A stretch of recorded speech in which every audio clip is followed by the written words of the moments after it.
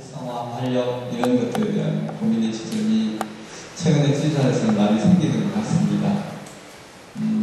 숲길, 사단법인 숲길에서는 2007년 지리산 둘레길을 시작하면서 마을과 마을을 잇는 마을의 가치, 여기 마을의 가치라 하면 생태, 자연, 인문, 사회 모든 것들을 망라한 그런 가치들을 가지고 사람을 오게 하자. 그리고 아까 계속 말씀하신 것 중에 하나가 고령화되어 있고 인구는 계속 줄어드는 이 지리산에 활로를 한번 만들어 보자. 이런 가치지향적인 것들이 있었습니다. 이제 올해로 5년째인데 과연 그러한가에 대한 말씀을 좀 드릴까 싶습니다. 현재 그 자료 보시면 지금 지리산 둘레길을 지나는 마을은 20개 면이고 92개 마을이 지납니다. 올해 이제 남은 사업을 하면 더 많아지겠죠. 그리고 오시는 분들에게 지리산 둘레길에서 요구했던 것은 지역에 대한 배려, 그 다음에 자기 영예에 대한 책임, 이런 것들을 요구했었던 것 같고요. 그리고 저희 현재 사단법인 숲길에서 마을 공동체라 하면 여기서는 지리산 둘레길이 지나가는 거점마을이라고 생각하시면 될 겁니다. 거점마을을 대상으로 매해 겨울에 그 마을의 그 변화 추세를 조사를 해왔었습니다. 그러면서 느끼는 것 중에 하나가 이익과 지역 공동체를 어떻게 양립시킬 것인가에 대한 문제가 남더라고요. 결국은 어떤 마을이 됐든 간에 그 마을에 들어가면 흔히 아마 지리산 둘레길하면 매동마을을 가장 많이 알고 있을 겁니다. 매동마을 같은 경우가 그 농촌 체험 마을로 지정이 됐었고요. 그 이후에는 어쨌든 지리산 둘레길 관련한 민박업을 하게 되죠. 그리고 초창기에는 민박을 하시는 분들이 굉장히 극소수였으나 지금은 굉장히 많은 농촌 가구들이 민박을 합니다. 그래서 다시 한번 묻습니다, 우리는. 자, 그러면 지리산 둘레길을 통해서 숙박업을 하는 게 지리산 농촌의 활성화냐? 여기에 대한 물음과 그 다음에 이 숙박업을 통해서 이윤을 나눌 수 있는 체계가 아닌데 이게 과연 지리산 둘레길이 지리산 지역 마을 활성화에 도움이 되는 것이냐? 라고 하는 물음이 나오더라고요. 그래서 나눠드는 자료 보면 저희들이 마을 민박에 대한 규정이나 이런 것들 한번 쭉 읽어보십시오. 그래서 마을 전체 회의를 통해서 뭔가 이루어지고 공동기금이나 공동분모에 대한 것들을 분배, 그러니까 이익에 대한, 소득에 대한 분배, 공동분배가 정리되지 않는다면 이것이 공동체로 가기에는 좀 힘들지 않을까. 이 물음은 계속 되어지고 있습니다.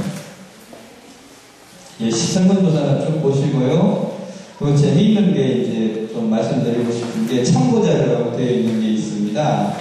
그 2002년도 하반기 연구 진행 결과 건국대에서 저희들이 사단법인 숲길은 주관적일 수밖에 없다는 생각이 들었고요.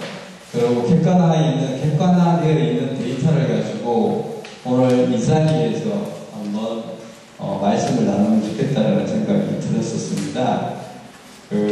지리산 둘레길 마을조사의 일반적 현황을 보면 계속해서 대풍이 나오는 겁니다. 고령화가 되어 있고요.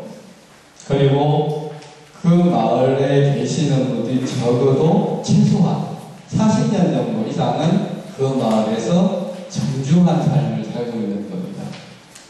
이게 이제 특징화되어 있는 것 같고요. 그리고 둘레길 조성훈련 관련한 참여활동에 쭉 보시면 초창기에는 지리산 둘레길 조성에 대해서는 모르고 있다는 사람들이 훨씬 많습니다.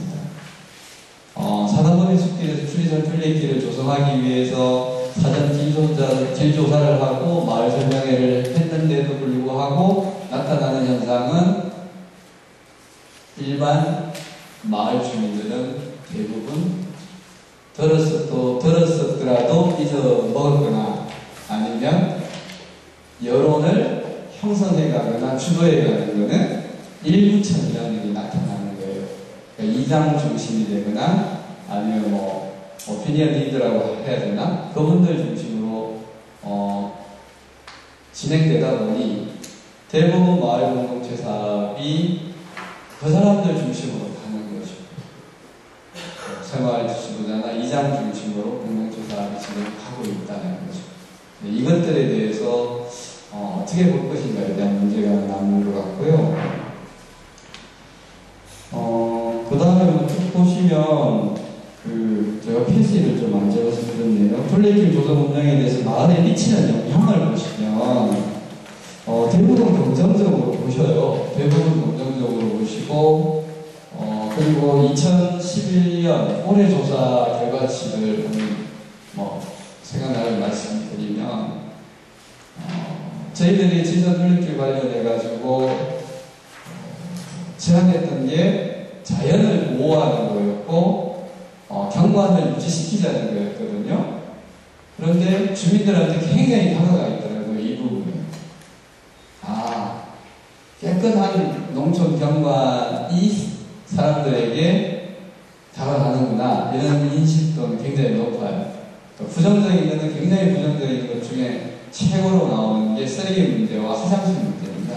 쓰레기 문제는 어쨌든 많이 버리고 가는 경향도 있고 또 한 번 역설적이지만 농촌 마을이 쓰레기에 대해서 자유롭지 못합니다. 사실 많이 버리거든요. 버리는데도 불구하고 당신들이 버린 것들은 농약병이나 비닐은 중요하지 않아. 근데 어느 날 구경 온 사람들이 한두 개 버리고 간 거는 굉장히 기분이 나빠요. 곧 쓰레기 문제가 있는가 하면 그거와 더불어서 이분들이 고민하는 것 중에 하나가 화장실 문제를 굉장히 부각시켜 놓고 있어요. 심각하게 생각하신 것 중 하나는 시설이 들어와야 된다고 생각하는 거예요. 적당한 시설을 해줘. 적당한 시설을 우리 마을에 해줘. 근데 실제로 해주면 관리는 누가 할 겁니까? 이렇게 물어보게 되잖아요. 그럼 관리는 지자체가 해야 된다요. 지자체가 해야 되나 하든지 이제 수길이 해야 된다라고 말씀하시죠. 그래서 의식의 구조는 이중적이 이제 분명히 존재한다는 생각이 많이 들고요. 그래서 이제 저희들이 고민하는 것 중에 하나가 시선 둘레길을 통해서 굉장히 기대치가 높습니다. 마지막 농해소득 증가나 지역 활력 증가의 그런 기대는 생각보다 많고요. 그 다음에 자연생태 보존 활동 증가에 대한 것들도 좀 기대치를 하고 계십니다. 올해 저희들이 지리산 문화제 하면서 마을 축제의 형태로 한번 구해서 치러봤는데요. 일정 부분 마을의 주체 역량이 어떤 식으로 꾸려지고 앞으로 나아가야 될까에 대한 고민이 많이 생기는 것 중에 하나가 실제로 오시는 분들은 이용객들이라고 저희들은 부르는데 오시는 분들은 불편하다고 하거든요. 먹을 곳과 잠잘 곳이었기 때문에. 그럼 먹을 곳과 잠잘 곳은 저희들이 마을 민박이라는 걸 통해서 농촌 활성화에 하나의 모태로 잡고 있는 것들이 이루어지면 쉽게 풀릴 것 같지 않습니까? 근데 정작 시골 마을의 할머니나 할아버지들, 동네 사람들은 안 하고 싶어요. 첫 번째 이유는 뭐냐면 두려운 겁니다. 내 반찬이 과연 맛있을까? 아니면 한 번도 사람에 대한 대접을 해보지 않았기 때문이죠. 그렇게 해서 저희들이 이제 하동 같은 경우에는 요거는 이제 저희들이 사단법인숲길 내부에서 뭔가 이렇게 좀 이게 도움이 될 수 있는 방편으로 쓰려면 어떻게 해볼까를 고민하다가 하동군 정량면에 보면 7개 마을이 있고요. 폐교가 되어 있는 초등학교라고 있습니다.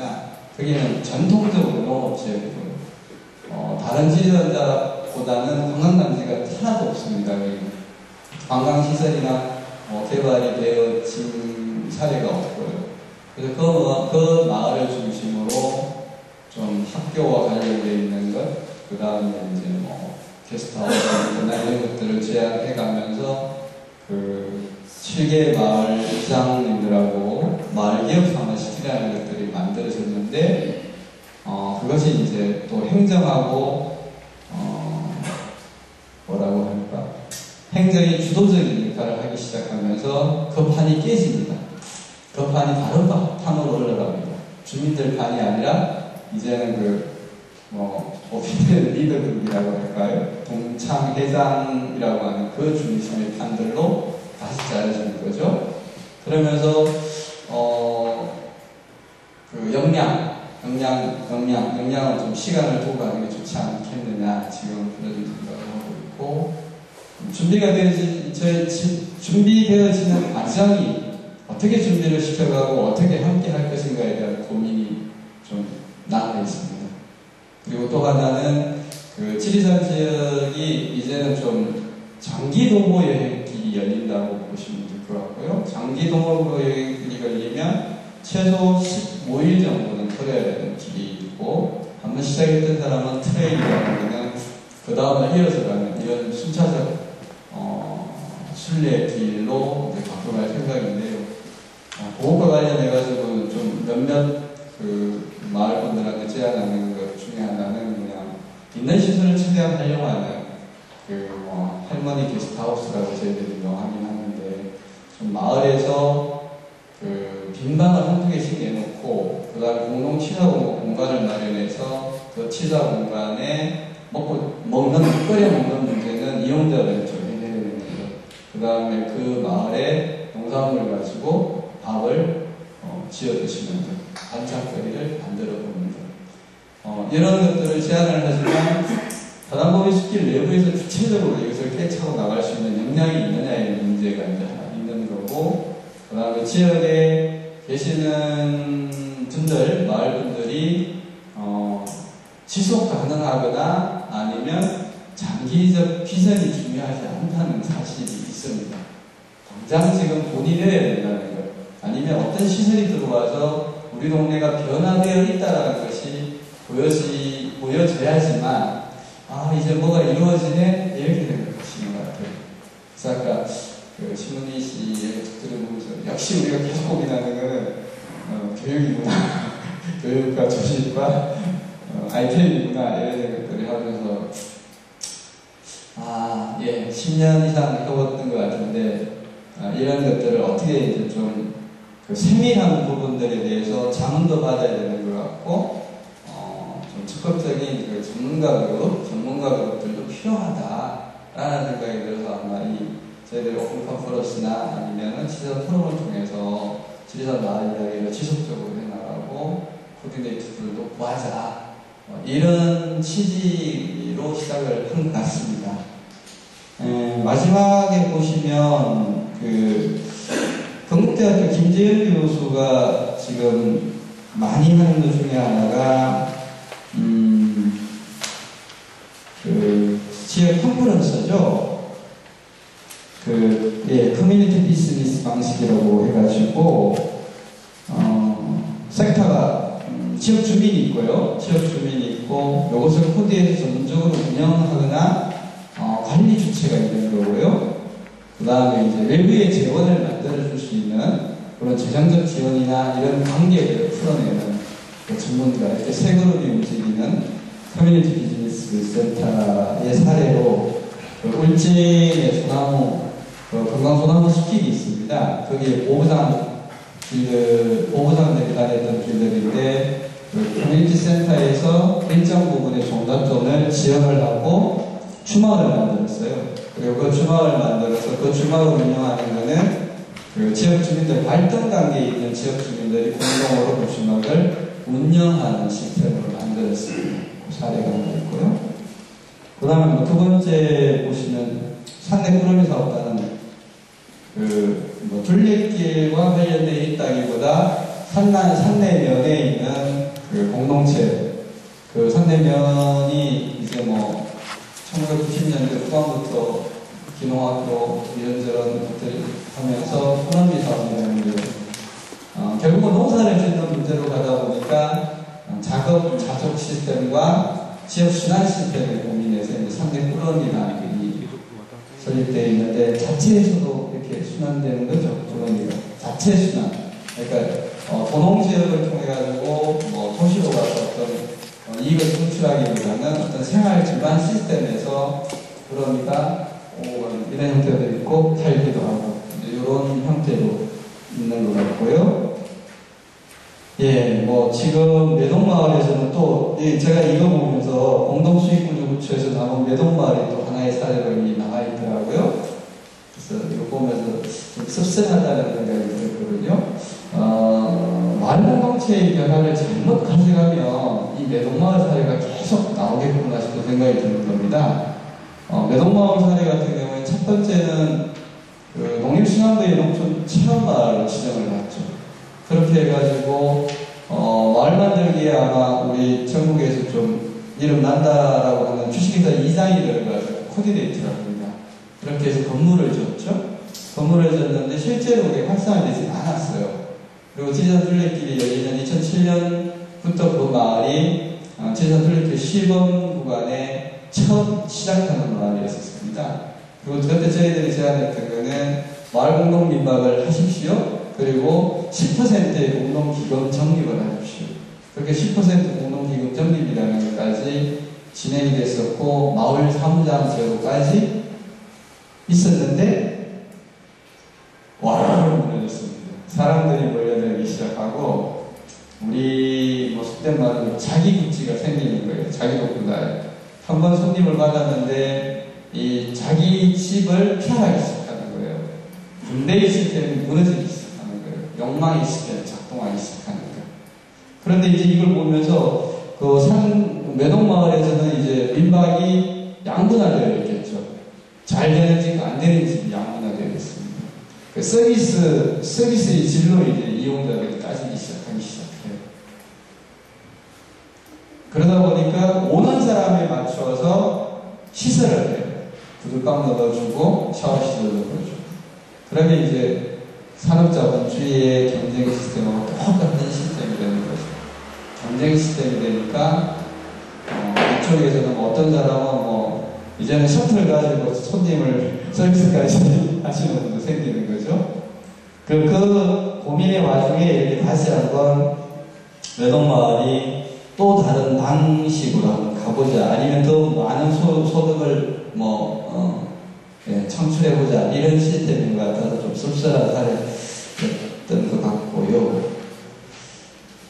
예, 그래서 저희들이 드는 생각은 지리산 둘레길 마을 공동체 비전이 어디에서 찾을 수 있을까 물음입니다. 물음이기도 하고 이걸 풀지 못하면 참 어렵겠다는 생각도 들고요. 첫 번째는 간치 해석과 자립이 양분할 수 있을까?